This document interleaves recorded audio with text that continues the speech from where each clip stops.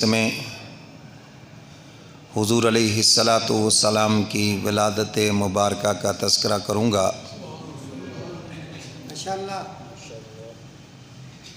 آپ علیہ الصلاۃ والسلام کے معجزات بے شمار ہیں، اور آپ کے دنیا میں آنے سے پہلے بھی آپ کے کچھ معجزے ہیں جس کو ارہاس کہا جاتا ہے، اور حق تعالیٰ نے اپنے محبوب کی آمد سے قبل کچھ نشانیاں ایسی ظاہر فرما دیں کہ جنہیں دیکھ کر پتہ چلتا تھا کہ اب کچھ ہونے والا ہے، جنہیں دیکھ کر احساس ہوتا تھا کہ اس کی رحمت کا نزول ہونے والا ہے، اور یہ سب غیبی تائید ہے اس کی۔ حضور علیہ الصلاۃ والسلام تشریف فرما تھے، صحابہ فرماتے ہیں ایک یہودی آیا اور اس نے آ کر جب حضور کو سلام کیا تو کہا یا ابن الذبیحین، اے دو ذبیحین کے بیٹے۔ صحابہ پوچھتے ہیں، ہم نے عرض کیا اللہ کے محبوب، ہم تو یہی سمجھتے ہیں کہ حضرت اسماعیل علیہ الصلاۃ والسلام کو قربانی کے لیے پیش کیا گیا اور آپ ان کی اولاد میں سے ہیں، تو وہ ذبیح اللہ ہیں، تو یہ دوسرا ذبیح کون سا ہے؟ آپ دو ذبیح کے بیٹے کیسے ہیں؟ تو پھر حضور علیہ الصلاۃ والسلام نے اس کی وضاحت فرمایا کہ میرے آنے سے پہلے دادا عبد المطلب نے جب زمزم کا کنواں کھودنا چاہا تو ایک بیٹا ساتھ تھا، اس وقت نظر مانی کہ اگر یہ کنواں صحیح نکل گیا، پانی نکل آیا، تو میں اس کے بدلے اپنا ایک بیٹا اللہ کے راستے میں قربان کروں گا۔ لیکن ایک بات یاد رکھنا کہ آج یہ نظر ماننا بھی حرام ہے۔ یہ بات ہو رہی ہے قبل الاسلام کی،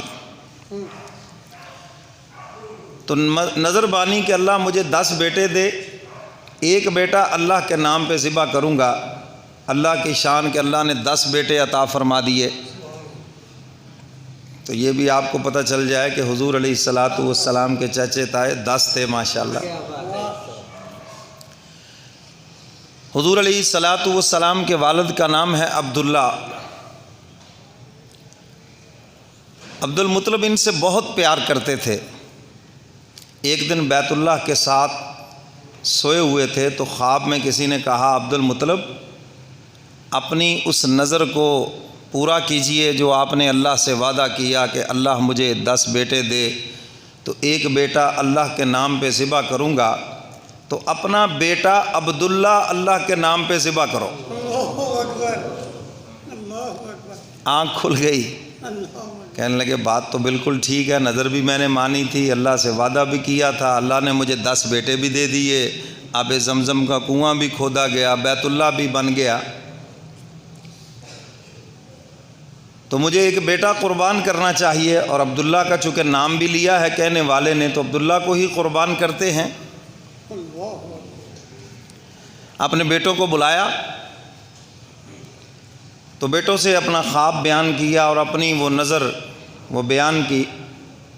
بیٹوں نے کہا جی آپ قرآن اندازی کر لیں۔ قرآن اندازی کی گئی تو قرآن عبداللہ کے نام نکلا۔ دوبارہ کر لیں جی، 3 مرتبہ قرآن ڈالا گیا تو قرآن عبداللہ کے نام ہی نکلا۔ بہنیں میدان میں آگے، نہیں اس بھائی کو آپ ذبح نہ کریں۔ فرمایا کہ میں نے جو اپنی منت مانی ہے میں نے تو اس کو پورا کرنا ہے۔ اچھا اسی کے ضمن میں یہ بھی عرض کر دوں، کسی جائز کام کی منت مانی جا سکتی ہے۔ حدیث مبارکہ میں ہے صحابہ نے سوال کیا اللہ کے محبوب یہ منت نظر، فرمایا ہاں جائز ہے، اللہ تعالیٰ اس سے بخیل کا مال نکلوا لیتے ہیں۔ اگر جی یہ ہو جائے تو پھر میں اتنے پیسے خرچ کروں گا، فلاں ہو جائے تو اتنے پیسے خرچ کروں گا، ہے وہاں پیسے رکے ہوئے ہیں، مل جائے تو ایسے کرو۔ میں نے کہا بھی منت ہی ماننی ہے، چلو یہی مان لو کہ ہم مولوی صاحب کو عمرے پہ بھیجیں گے، اللہ کو منظور ہوگا تو ٹھیک ہے، نہیں تو نہ صحیح ہے۔ سیدھی منت مانو، الٹی منتیں مانتے ہو، فضول قسم کی منتیں مانتے ہو۔ تو بہرحال جب اللہ وہ چیز پوری کر دے تو پھر منت کا پورا کرنا ضروری ہے، بشرطے کہ وہ جائز ہو، حرام نہ ہو۔ اگر حرام ہے تو پھر اس کا متبادل ہوگا۔ تو اب دادا عبد المطلب نے بھی منت مانی، تو بیٹے کو جب لے جانے لگے قربان گاہ کی طرف، تو ایک بہن نے کہا آپ ایسے کریں کہ ایک انسان کی دیت 10 اونٹ ہے، تو آپ 10 اونٹوں میں اور عبداللہ میں قرعہ ڈال لیں، شاید اللہ رب العزت اونٹوں کی قربانی قبول کر لے۔ اب 10 اونٹ اور عبداللہ میں قرعہ ڈالا تو قرعہ عبداللہ کے نام نکلا۔ پھر بھی میں نے کہا چلو اونٹ بڑھا دیجئے، 20 کر لیں۔